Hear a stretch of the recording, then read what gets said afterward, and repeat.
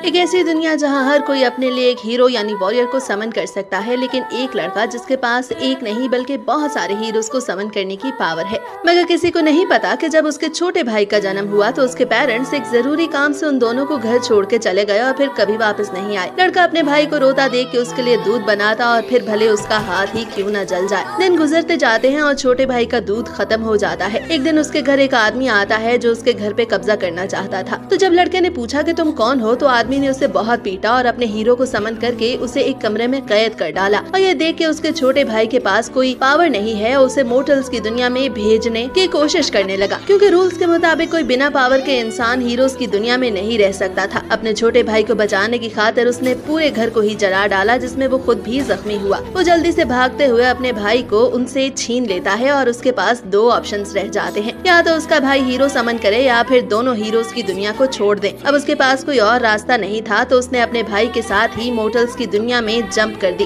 वहाँ जाके वो सिर्फ बची कुची रोटियों से गुजारा कर सकता था। ठंड की वजह से छोटे भाई को तेज बुखार हो गया था, लेकिन उसके पास इलाज के लिए पैसे भी नहीं थे। बड़ा भाई मजबूर होके मदद मांगने के लिए एक अजनबी शख्स के पास जाता है, मगर वो तो असल में एक ह्यूमन ट्रैफिकिंग करने वाला स्मगलर था। उसका काम बच्चों को बेचने का था। छोटा भाई क्योंकि छोटा और बीमार था, इसीलिए वो उसके किसी काम का नहीं था। उसे वो फौरन कचरे में फेंक देता है और बड़े भाई को बांध लेता है। मायूसी के इन लम्हों में बड़ा भाई अपने पेरेंट्स से की गए उस प्रॉमिस को याद करता है कि वो अपने भाई की हमेशा हिफाजत करेगा और उसे सेफ रखेगा। उसका जिस्म चमकने लगता है और पूरे जिस्म से आग निकलने लगती है। पहली बार वो अपने हीरो को बुलाने में कामयाब हो जाता है और सबको घायल करके वहाँ से भाग निकलता है। बहुत मुश्किल से उसने अपने जिंदा मगर मौत के करीब भाई को भी ढूंढ निकाला था। अगर आप पूरी वीडियो देखना चाहते हैं तो कमेंट में जरूर बताएं।